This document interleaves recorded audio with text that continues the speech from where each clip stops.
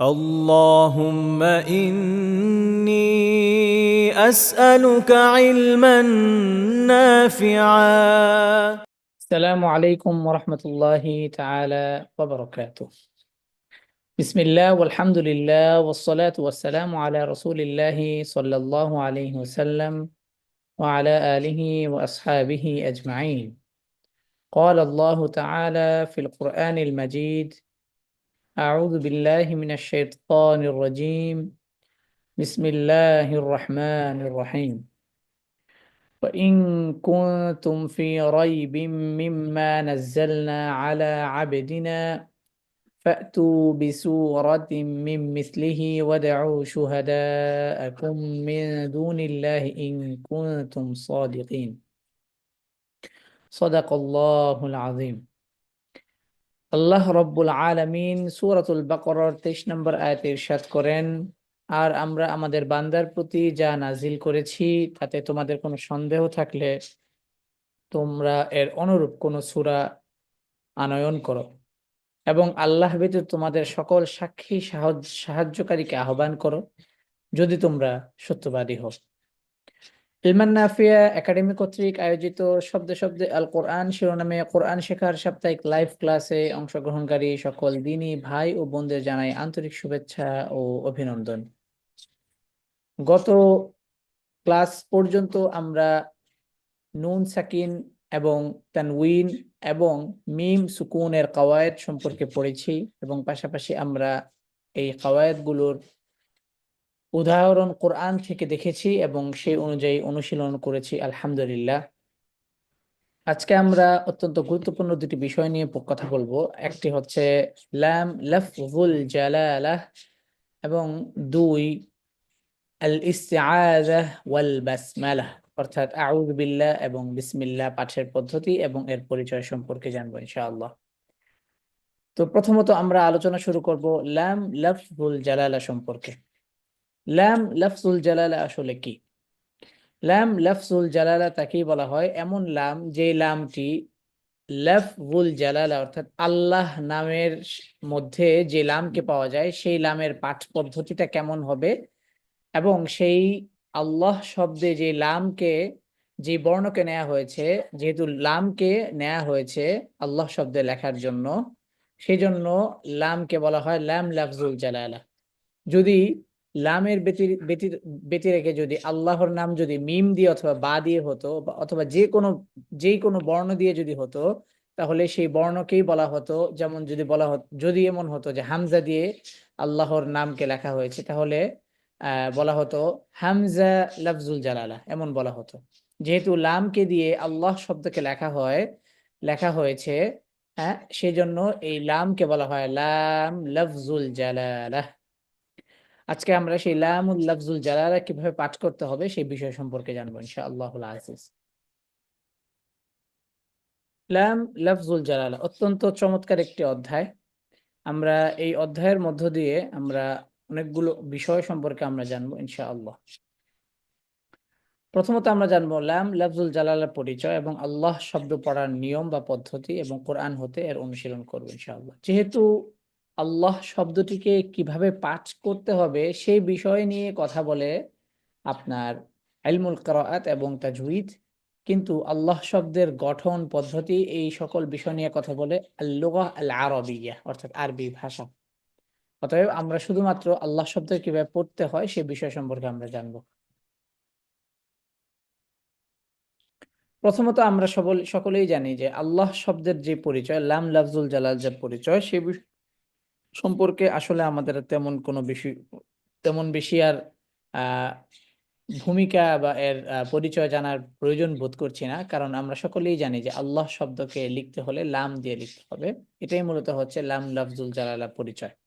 অতএব যেহেতু আল্লাহ শব্দে লাম দিয়ে আল্লাহ শব্দটি লেখা হয় বা আল্লাহর নামকে লেখা হয়, সেই জন্য লামকে মূলত বলা হয় লাম লাফজুল জালালা। এবার আমরা দেখব যে লাম লাফজুল জালালা অর্থাৎ আল্লাহ শব্দকে পড়ার পদ্ধতিটা কি। আল্লাহ শব্দকে পড়ার যে পদ্ধতি, সেই পদ্ধতি সম্পর্কে আমরা যদি জানতে চাই, তাহলে আমাদেরকে প্রথমে বুঝতে হবে আল্লাহ শব্দটি কিভাবে পড়বো? শুধু সিঙ্গেল আল্লাহ শব্দটাকে কিভাবে পড়বো? আমরা আল্লাহ শব্দকে এভাবেই পড়বো, আল্লাহু। কিভাবে পড়বো? আল্লাহু, অর্থাৎ ফাতহা দিয়ে পড়বো। কেমন? আল্লাহু। ঠিক আছে? আমরা আল্লাহ শব্দের গঠনের দিকে যাচ্ছি না, শুধুমাত্র আমরা এখানে খেয়াল করি আল্লাহু। যদিও যদিও আল্লাহ শব্দের গঠনের শুরুতে হামজাতুল ওয়াসলের সম্পর্ক আছে, আমরা হামজাতুল ওয়াসল সম্পর্কে এখানে আর সেভাবে আলোচনা করব না, কারণ এখানে যদি আলোচনা করতে যাই তখন আল্লাহ শব্দের গঠন নিয়ে একটা কথা চলে আসবে। তো অতএব আমরা এটা আলোচনাটা লেন্দি হয়ে যাবে আমাদের। আজকে মূল আলোচনার আরেকটা গুরুত্বপূর্ণ আলোচনা আছে, সেদিকে আমরা আর যেতে পারবো না। অতএব আমরা সহজে বোঝার চেষ্টা করি যে আল্লাহ শব্দকে এক সিঙ্গেল বা এককভাবে পড়তে হলে আমাদেরকে পড়তে হবে এভাবে, যে আল্লাহ, অর্থাৎ ফাতহা দিয়ে শুরুতে হামজার মতো উচ্চারণ করে আল্লাহ শব্দকে মিলাতে হবে। যদিও হামজাতুল ওয়াসলের যে উচ্চারণটা সেটা হামজার মতো হয়, কিন্তু এটা হামজা নয়। ঠিক আছে? তাহলে আমাদের কিভাবে পড়বো? আমরা আল্লাহ এভাবে পড়বো। এবার কথা হচ্ছে যে আল্লাহ শব্দের আগে, আল্লাহ শব্দের আগে যদি ফাতহাযুক্ত কোনো হারফ থাকে অথবা দম্মাযুক্ত কোনো হারফ থাকে, তাহলে আল্লাহ শব্দকে যখন মিলিয়ে পড়বে ফাতহাযুক্ত হারফটি, তখন আল্লাহ শব্দকে মোটা করবে। এবং দম্মাযুক্ত হারফটি যখন আল্লাহ শব্দকে মিলিয়ে পড়বে, তখন আল্লাহ শব্দটিকে মোটা করবে।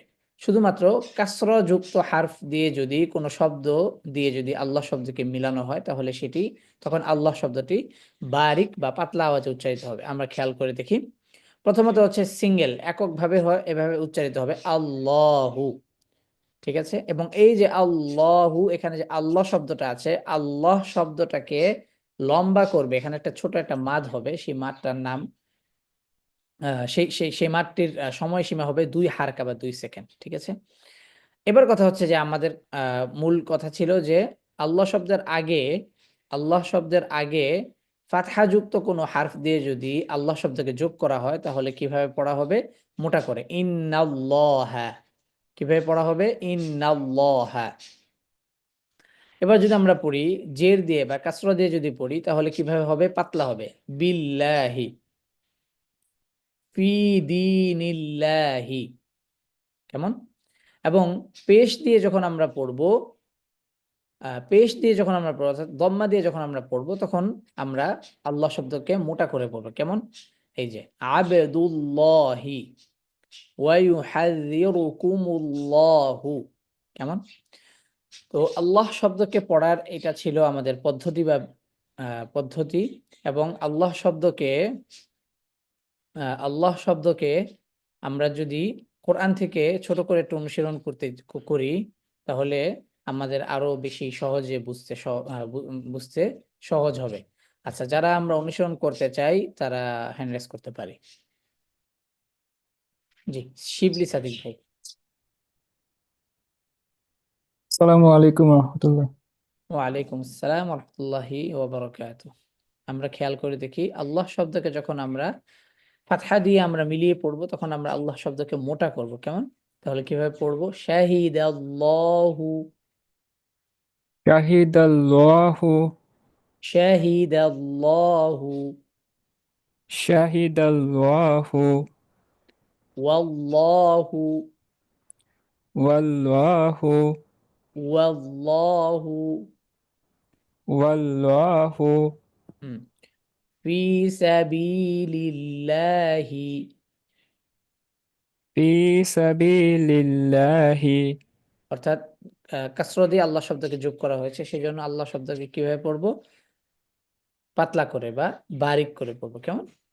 ফি সাবিলিল্লাহি, ফি সাবিলিল্লাহি, ওয়া ইলাল্লাহি, ওয়া ইলাল্লাহি, ওয়া ইলাল্লাহি, ওয়া ইলাল্লাহি, ওয়া ইউহাযযিরুকুমুল্লাহু, ওয়া ইউহাযযিরুকুমুল্লাহু, ফালাইসা মিনাল্লাহি ফালাইসা ফালাইসা মিনাল্লাহি ইলা কিতাবিল্লাহি إلى كتاب الله কুলিল্লাহুম্মা قل اللهم বিআয়াতিল্লাহি بآيات الله মাশাআল্লাহ, সুন্দর হয়েছে, আহসানতুম। আমরা এবার আশা করি আমাদের এই আল্লাহ বা লাম লাফজুল জালালা যে আলোচনাটি আছে, এটি অত্যন্ত সহজ এবং অত্যন্ত অত্যন্ত সহজ একটি অধ্যায়, আমাদের সকলে আশা করি বুঝে এসেছে। এবার আমরা আমাদের আরেকটি গুরুত্বপূর্ণ আলোচনা, বাবুল ইস্তিআযা ওয়াল বাসমালা, অর্থাৎ ইস্তিআযা এবং বাসমালা পাঠের পদ্ধতি সম্পর্কে আমরা পড়বো ইনশাআল্লাহ। আমরা ইস্তিআযা এবং বাসমালা পাঠের আগে আমরা লাহান সম্পর্কে আমরা আগে পড়বো, তারপর আমরা মারাতিবুল কিরাআহ এবং আজমিনাতুল মুদুদ সম্পর্কে আমরা একটু জানবো, জেনে তারপর আমরা ইস্তিআযা এবং বাসমালার আলোচনায় যাব ইনশাআল্লাহ। তেলাওয়াত পরিশুদ্ধির মাপযন্ত্র বা লাহান, অর্থাৎ তেলাওয়াতের শুদ্ধতা কতটুকু হচ্ছে এবং কোন শুদ্ধতার মধ্যে কোনো প্রকার গুনাহের সম্ভাবনা নেই, কোন শুদ্ধতার মাঝে গুনাহ এবং নামাজ বা সলাত ফৌত হওয়ার সম্ভাবনা আছে, এই বিষয়গুলো সম্পর্কেও আমাদের জানতে হবে। কেমন? লাহান প্রধানত দুই প্রকার, এক হচ্ছে লাহনে জালি, আর একটি হচ্ছে লাহনে খাফি। জালি শব্দ জালি জালি অর্থাৎ এমন এমন লাহান, যেই লাহানটি অর্থাৎ পাঠ পদ্ধতিতে বা পাঠে এমন কিছু ভুল করা যাতে অর্থ পরিবর্তন হয়ে যায়, এবং সেই অর্থ পরিবর্তন হওয়ার মধ্য দিয়ে যদি সলাতে এমন কাজ করা হয় তাহলে নামাজ নষ্ট হয়ে যাবে এবং পুনরায় নামাজকে দোহরাতে হবে বা পড়তে হবে। এবং কোরআনে যদি এভাবে মানে অর্থাৎ তিলাওয়াত, নামাজে তেলাওয়াত ব্যতীত বা নামাজ ব্যতীত অন্যত্র যদি তেলাওয়াত করা অবস্থায় যদি এভাবে করে তাহলে সে গুনাহগার হবে। অতএব এই বিষয়গুলো আমাদেরকে ভালোভাবে জানতে হবে। এজন্যই কোরআনে তাজউইদ এবং কোরআনে তেলাওয়াত শিখা এজন্যই অত্যন্ত জরুরি। লাহনে জালি পাঠকের পাঠকালে এমন ভুল যা শব্দের পরিবর্তন করে ফেলে। যেমন আলহামদু শব্দকে আলহামদা পড়ায় অনেক অর্থের পরিবর্তন হয়ে গিয়েছে। অর্থাৎ আলহামদু এটাকে যদি কেউ পড়ে আলহামদা, তাহলে এর অর্থটা অবশ্যই পরিবর্তন হয়ে যাবে। কারণ আমরা যারা কম বেশ নাহু সরফ সম্পর্কে জানি, আমরা জানি যে ফাতহা অর্থাৎ শব্দের শেষে ফাতহা অথবা কাসরা হতে হলে এর আগে এমন কিছু শব্দ আসতে হয় যাদেরকে আমেল বলা হয়, যারা পরবর্তী শব্দের শেষ অক্ষরের হারাকাতকে পরিবর্তন করে ফেলে। তো যদি আলহামদু শব্দকে আলহামদা পড়া হয় তাহলে অর্থের পরিবর্তন হয়ে যাবে। এই ধরনের ভুলের সাথে নামাজ পড়লে নামাজ পুনরায় পড়তে হবে, যদি নামাজে এভাবে পড়ে, অথবা যদি নামাজে না পড়ে যদি এইভাবে সাধারণ তেলাওয়াতও যদি কেউ করে তাতেও তার নামাজকে পুনরায় দহরাতে হবে। দুঃখিত, সাধারণ তেলাওয়াতও যদি এভাবে করে নামাজ ব্যতীত, তাহলেও সে গুনাহগার হবে। অতএব এই বিষয়কে ভালো করে খেয়াল করতে হবে। আর লাহনে খফি এমন ভুল যার কারণে নামাজ অথবা অর্থের মাঝে কোনো পরিবর্তন হবে না, তবে তিলাওয়াতের সৌন্দর্য নষ্ট হবে। যেমন মাদের যে কওয়ায়েদগুলো বা মিকদারগুলো আছে, সেখানে হয়তো মাদ্দে লাজিমের ক্ষেত্রে 6 হারাকা আছে, আপনি হয়তো সেখানে 4 হারাকা করেছেন বা 2 হারাকা করেছেন। ঠিক আছে? এতে অর্থের কোনো পরিবর্তন হবে না, কিন্তু তেলাওয়াতের সৌন্দর্যটা নষ্ট হবে। ঠিক আছে? এই হচ্ছে লাহনে জালি এবং লাহনে খাফির পরিচয়। হুম? এবার আমরা দেখব মারাতিবুল কিরাআহ বা তিলাওয়াতের স্তর, এবং তার সাথে আমরা জানব আজমিনাতুল মুদুদ সম্পর্কে, অর্থাৎ মুদুদের যেই জামান বা সময়কাল, সেটার একটা এটার সাথে সম্পর্ক আছে, সেইটা কি সেটা আমরা একটু জানব।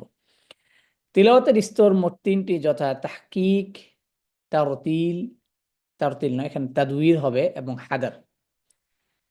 তাহকিক এই পদ্ধতি হচ্ছে সবচেয়ে ধীর পদ্ধতিতে পড়াকে বলে, অর্থাৎ এই পদ্ধতি তেলাওয়াত শেখানোর ক্ষেত্রে প্রতিটি হুকুম আহকামের সাথে খুব ধীরস্থিরতার সাথে যেন ছাত্র এবং উস্তাদ প্রতিটি নিয়ম ও উচ্চারণের সাথে পড়তে পারে। অর্থাৎ তাহকিকটা হচ্ছে এমন আস্তে এমন ধীরে যে একেবারে প্রতিটি কাওয়ায়েদ প্রতিটি হারফের উচ্চারণ পুঙ্খানুপুঙ্খ করে ধীরে ধীরে ধীরে ধীরে পড়া। অর্থাৎ আলহামদুলিল্লাহি রব্বিল আলামিন, এটা হচ্ছে তাহকিক। অর্থাৎ 2 হারাকাকে একেবারে পুঙ্খানুপুঙ্খ 2 হারাকা আদায় করা, 4 হারকাকে 4 হারকার পুঙ্খানুপুঙ্খ আদায় করা, গুণনার প্রতিটি সময়সীমাকে পরিপূর্ণ আদায় করা এবং প্রতিটি স্তরের ইখফা বলেন বা যে কোনো যে কওয়ায়েদগুলো আছে সকল কওয়ায়েদের পরিপূর্ণ স্পষ্টতার সাথে যেই তেলাওয়াতটাকে করা হয় এবং এই তেলাওয়াতের পদ্ধতিটা ব্যবহার করা হয় বা এটা বেশি আফদল বা সবচেয়ে বেশি কার্যকরী ভূমিকা রাখে যখন তেলাওয়াত শিখানো হয়। অর্থাৎ আমি তেলাওয়াত করছি, আমার ছাত্র আমার তেলাওয়াত শুনে শুনে আমাকে অনুকরণ করছে, তেলাওয়াতের শুদ্ধতা। তো এই বিষয়টাকে স্পষ্ট এবং সুন্দর করে শেখানোর জন্য এই তাহকিকটা হচ্ছে উস্তাজ বা তালিমের ক্ষেত্রে এই বিষয়টা বা এইভাবে পড়াটা সবচেয়ে বেশি ফলপ্রসূ। কেমন? এতে প্রত্যেকটি কাওয়ায়েদ স্পষ্ট হয়। দ্বিতীয়ত হচ্ছে তাদওয়ীর। তাদওয়ীর এখানে তারতিল হবে না, তাদওয়ীর হবে, এখানে আমার টাইপিং মিস্টেক হয়েছে। তাদওয়ীর মধ্যম গতিতে পড়া, অর্থাৎ বেশি দ্রুতও নয়, বেশি আস্তেও নয়, মধ্যম গতিতে তেলাওয়াত করা। এই পদ্ধতিকে উলামায়ে তাজউইদগণ তাদওয়ীর নামেও অভিহিত করেছেন। আরেকটি তেলাওয়াত হচ্ছে হাদার। হাদার হচ্ছে আরেকটু দ্রুত, যেটা আমরা তারাবির তেলাওয়াতে আমরা শুনে থাকি। ঠিক আছে? তো এখন কথা হচ্ছে যে এই যে ৩ টি পদ্ধতি, এই পদ্ধতিতে মানে এটা কখন থেকে এই ৩ টা পদ্ধতি মানে মানুষের মাঝে এসে উপস্থিত হলো? এটা কি পূর্বে রাসূল পাক সাল্লাল্লাহু আলাইহি সাল্লাম থেকেই মানে এটা সাব্যস্ত? নাকি এটা উলামায়ে কেরাম পরবর্তীতে তাহকিক করে বিষয়গুলোকে কি বলে উম্মার মাঝে নিয়ে এসেছেন?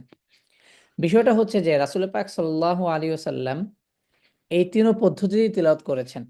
অর্থাৎ তাহকিক, তাদওয়ীর, তারতিল, দুঃখিত, হাদার। এই ৩ পদ্ধতিতে রাসূল পাক সাল্লাল্লাহু আলাইহি ওয়াসাল্লাম তিলাওয়াত করেছেন। কিন্তু পরবর্তীতে এই তাহকিক, তাদওয়ীর, হাদার এই ৩ টা যে পদ্ধতির মাঝে যে একটা সূক্ষ্ম একটা পার্থক্য আছে, এটার গতি, তিলাওয়াতের গতি। এই তিলাওয়াতের গতিকে উলামায়ে কেরাম ৩টি নামে অভিহিত করেছেন। যে তাহকিক, যে পরিপূর্ণ হক আদায় করে পড়া, তাদওয়ীর আর হচ্ছে হাদার। এরা হচ্ছে গতির মাঝে আ এদের গতির মাঝে পার্থক্য। অর্থাৎ তেলাওয়াতের যে গতিটা আছে যারা এটাকে বলা হয় পার্থক্য। এটা হচ্ছে এই তেলাওয়াতের গতির মধ্যে পার্থক্য। তো এই ৩ টা পদ্ধতি তারতিলের অন্তর্ভুক্ত। এবার আমরা আলোচনায় চলে যাব আহকামুল ইস্তিআযা ওয়াল বাসমালা, অর্থাৎ ইস্তিআযা এবং বাসমালা সম্পর্কে আলোচনা করব ইনশাআল্লাহ। কোরআন তিলাওয়াত শুরুর পূর্বে আল্লাহর নিকট শয়তান হতে আশ্রয় এবং আল্লাহর দয়া ও রহমত পাওয়ার জন্য ২টি বিশেষ বাক্য যা আল্লাহ রাব্বুল আলামিন আমাদের শিখিয়েছেন উনার প্রিয় হাবিব সাল্লাল্লাহু আলাইহি ওয়াসাল্লামের মাধ্যমে। সেই ২টি বাক্যের কথা আল্লাহ পাক মহাগ্রন্থে বর্ণনা করেছেন এবং সেই ২টি বাক্য সম্পর্কে জানবো এবং কিভাবে কখন পড়তে হবে তার বিস্তারিত সম্পর্কে আমরা পড়ব। আচ্ছা, এখানে যে ২টি বাক্য, সেই ২টি বাক্য কি? সেটি হচ্ছে যে আমরা সবাই জানি যে আউযু বিল্লাহ, বিসমিল্লাহ। ঠিক আছে? এবং আউযু বিল্লাহ এবং বিসমিল্লাহর পরিচয় সম্পর্কে আমরা জানবো। প্রথমে আমরা আউযু বিল্লাহর পরিচয় সম্পর্কে জানব। আউযু বিল্লাহর সংক্ষিপ্ত পরিচয়টা কি? আউযু বিল্লাহর সংক্ষিপ্ত পরিচয় হচ্ছে আল্লাহর নিকট আশ্রয় গ্রহণ করা এবং সুরক্ষিত হওয়া তার দ্বারা শয়তানের কাছ থেকে, এবং বিসমিল্লাহর সংক্ষিপ্ত রূপ হচ্ছে মহান রব্বুল আলামিনের রহমত পাবার আশা করা এই বাক্যের মাধ্যমে, অর্থাৎ বিসমিল্লাহর বাক্যের মাধ্যমে। কেমন? প্রথমত আসবো ইস্তেআযা, এই যে শব্দটা, আউযু বিল্লাহকে কেন ইস্তেআযা বলা হয় এবং আউযু বিল্লাহ এর যেই এখানে যে আমরা পড়েছি যে আশ্রয় গ্রহণ করা, এটার মূল কারণ কি? ইস্তেআযা শব্দটা এসেছে বাব ইস্তিফআল থেকে। যেমন আমরা বলি ইস্তিগফার বলি।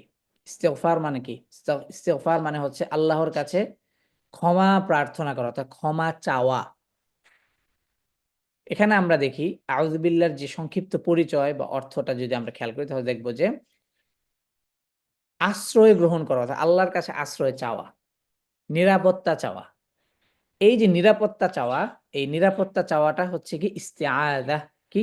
ইস্তিআযা। এখন কথা হচ্ছে যে এই যে ইস্তিআযাকে যে আমরা পড়বো, মানে ইস্তিআযার বাক্যটা কি? আশ্রয় গ্রহণের পদ্ধতিটা কি? হ্যাঁ? এই পদ্ধতিটা বা এই বাক্যটা কি কোরআন দ্বারা সাব্যস্ত নাকি হাদিস দ্বারা সাব্যস্ত? নাকি এটা মানে পরবর্তীতে তাহকিক হয়ে এটা এসেছে, এই বিষয়টা আমাদের জানতে হবে। আল্লাহ রব্বুল আলামিন সূরাতুন নাহলের ৯৮ নং আয়াতে আল্লাহ তাআলা বলেন, ফাইযা ক্বরাতাল কুরআনা ফাস্তাইয বিল্লাহি মিনাশ শাইতানির রাজীম। হুম? ফাইযা ক্বরাতাল কুরআনা ফাস্তাইয বিল্লাহি মিনাশ শাইতানির রাজীম। অতঃপর যখন তোমরা তিলাওয়াত করবে, ক্বরাতাল কুরআন, হ্যাঁ, যখন তোমরা কোরআনকে তেলাওয়াত করবে, ফাস্তাইজ, অথবা তোমরা আশ্রয় গ্রহণ করো, ইস্তাইজ, আশ্রয় গ্রহণ করো, বিল্লাহি মিনাশ শাইতানির রাজিম, বিল্লাহি তার দ্বারা, আল্লাহর নিকট, মিনাশ শাইতানির রাজিম শয়তান থেকে, অভিশপ্ত শয়তান থেকে তোমরা কি আশ্রয় গ্রহণ করো। তো আল্লাহ রাব্বুল আলামিন এই আয়াতের ইস্তাইজ বিল্লাহি মিনাশ শাইতানির রাজিম, এখন কথা হচ্ছে যে ইস্তাইজ বিল্লাহ হবে নাকি আস্তাইজ বিল্লাহ হবে নাকি আউযু হবে নাকি কি হবে? ইস্তিআযাকে যখন আমরা পড়ব তখন আমরা আস্তাইযু বিল্লাহ পড়ব না, বরং পড়ব আউযু বিল্লাহ। কি পড়ব? আউযু বিল্লাহ। কেমন? তাহলে আমরা কিভাবে পড়ব?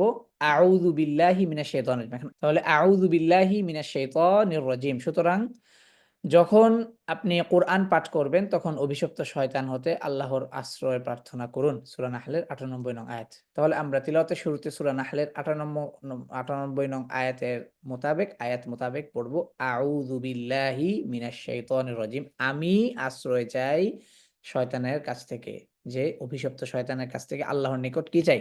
আশ্রয় চাই।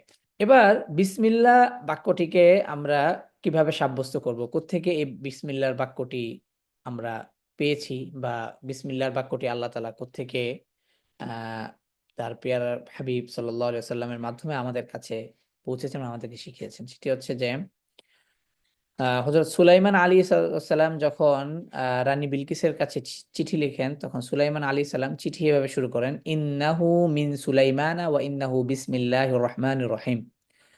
ঠিক আছে? নিশ্চয়ই এটা সুলাইমানের পক্ষ থেকে এবং নিশ্চয়ই এটা রহমান রহিম আল্লাহর নামে। সূরা নামলের আয়াত নং ৩০। সূরা নামলের এই আয়াত হিসেবে বিসমিল্লাহর পূর্ণ বাক্য সাব্যস্ত হয়েছে। বিসমিল্লাহির রহমানির রহিম। কেমন? অতএব আমরা যখন কোরআন তেলাওয়াতের শুরুতে আমরা কিভাবে পড়ব? প্রথমে পড়ব আউযু বিল্লাহি মিনাশ শাইতানির রাজিম, যেটা সূরা নাহলের ৯৮ নং আয়াত থেকে সাব্যস্ত হয়েছে, এবং তার পরবর্তীতে আমরা সূরা নামলের ৩০ নম্বর আয়াত থেকে বাসমালার বাক্যটি নির্ধারিত হয়েছে, যেটি সুলাইমান সালাম রানী বিলকিসের কাছে যখন চিঠি লেখেন তখন তিনি চিঠি শুরুটা এভাবে করেন, ইন্নাহু মিন সুলাইমান, নিশ্চয়ই এটি সুলাইমানের পক্ষ থেকে, ওয়া ইন্নাহু, এবং নিশ্চয়ই এটি, বিসমিল্লাহির রহমানির রহিম, কি বলে, এটা রহমান রহিম আল্লাহর নামে শুরু করেছি বা শুরু হয়েছে। অতএব আমরা আউযু বিল্লাহ এবং বিসমিল্লাহর যেই পরিচয় পর্বটা আছে এবং এর সাব্যস্তি, এই বাক্যটা সাব্যস্তটা কোত্থেকে হয়েছে সেই বিষয় সম্পর্কে আমরা জানলাম। এবার আমরা শিখব কোরআনের তিলাওয়াত শুরুর পূর্বে আউযু বিল্লাহ এবং বিসমিল্লাহ পাঠের পদ্ধতিসমূহ। কেমন? অর্থাৎ এখানে মোট ৪টি পদ্ধতি রয়েছে, তার যেকোনো একটি পদ্ধতিতে আপনি তেলাওয়াত শুরু করতে পারেন।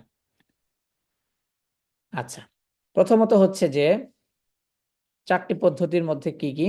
প্রথম পদ্ধতি হচ্ছে সবগুলোকে আলাদা, আলাদা পাঠ করা। আউযু বিল্লাহি মিনাশ শাইতানির রাজিম, থেমে যাওয়া, এখানে ফুল স্টপ চিহ্ন দেওয়া আছে। বিসমিল্লাহির রহমানির রহিম, থেমে যাওয়া। আলহামদুলিল্লাহি রাব্বিল আলামিন।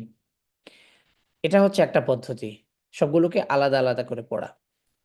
এবার হচ্ছে যে সবগুলো একসাথে পাঠ করা, অর্থাৎ এক শ্বাসে ৩টি বাক্য পাঠ করা, অর্থাৎ আউযু বিল্লাহ, বিসমিল্লাহ এবং যেকোনো একটা সূরার প্রথম আয়াত।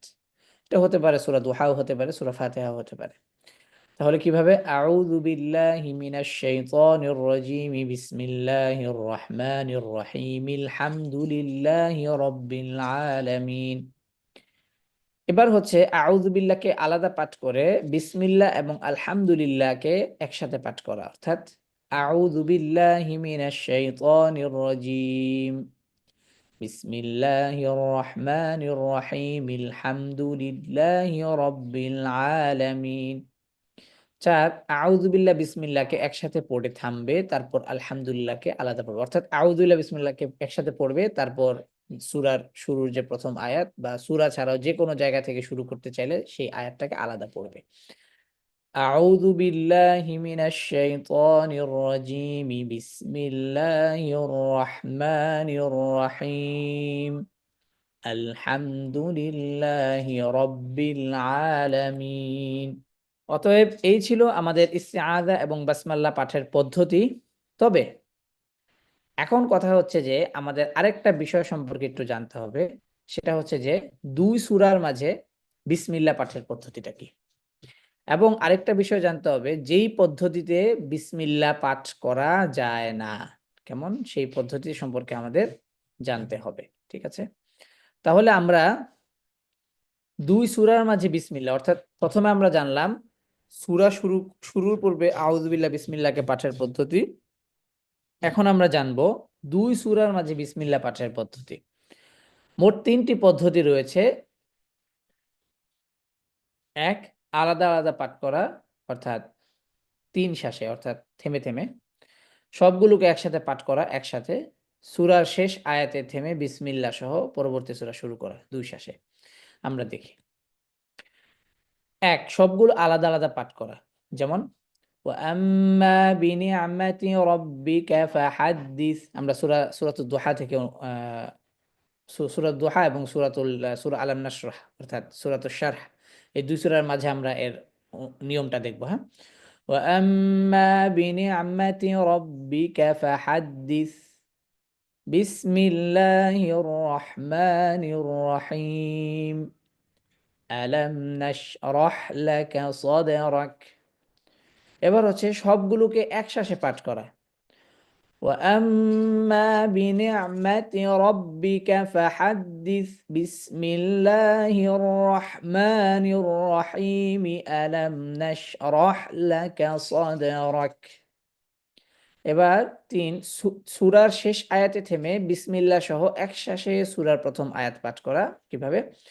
وأما بنعمة ربك فحدث। ফুল স্টপ চিহ্ন। বিসমিল্লাহির রহমানির রহিম। আলাম নাশরাহ লাকা সাদরাক। তো এই ছিল ২ সূরার মাঝে বিসমিল্লাহ পাঠ করার পদ্ধতি। যদি আমরা সূরা ফাতিহার সাথে সূরাতুল বাকারাকেও যদি আমরা মিলিয়ে পড়তে চাই তাহলে আমরা এভাবেই পড়ব। কেমন? এখানে আমরা ৩ টি পদ্ধতি দেখতে পেলাম। এবার তাহলে একটি সূরার সাথে বিসমিল্লাহ পাঠের পদ্ধতি একটু ভিন্ন। সেটা হচ্ছে যে সূরাতুল আনফাল এবং সূরাতুত তাওবা। অথবা এখানে সূরাতুল আনফালের পরে হচ্ছে সূরাতুত তাওবা এবং আমরা জানি সূরাতুত তাওবার শুরুতে বিসমিল্লাহ নেই। কেমন? আচ্ছা। এখানে আরেকটা বিষয় একটু যে যেই পদ্ধতিতে ২ সূরার মাঝে বিসমিল্লাহ পাঠ করা নিষেধ সেটা কি? যে ওয়াম্মা বিনিআমাতি রাব্বিকা ফাহাদ্দিস বিসমিল্লাহির রহমানির রহিম বলে থেমে গেছেন। তারপর আপনি আলাম নাশরাহ পড়েছেন। ঠিক আছে? এটা এই পদ্ধতিতে পাঠ করা যাবে না। কেমন? তাহলে কিভাবে পড়তে হবে?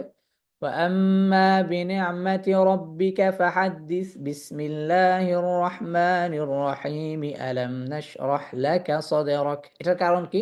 এটার মূল কারণ হচ্ছে যে যদি আমরা আয়াতের শেষ অংশ যদি বিসমিল্লাহর সাথে মিলিয়ে থেমে যাই তাহলে মনে হবে যে ওয়াম্মা বিনিআমাতি রাব্বিকা ফাহাদ্দিস এটা একটা আয়াত এবং সূরা দুহার আরেকটা আয়াত হচ্ছে বিসমিল্লাহ।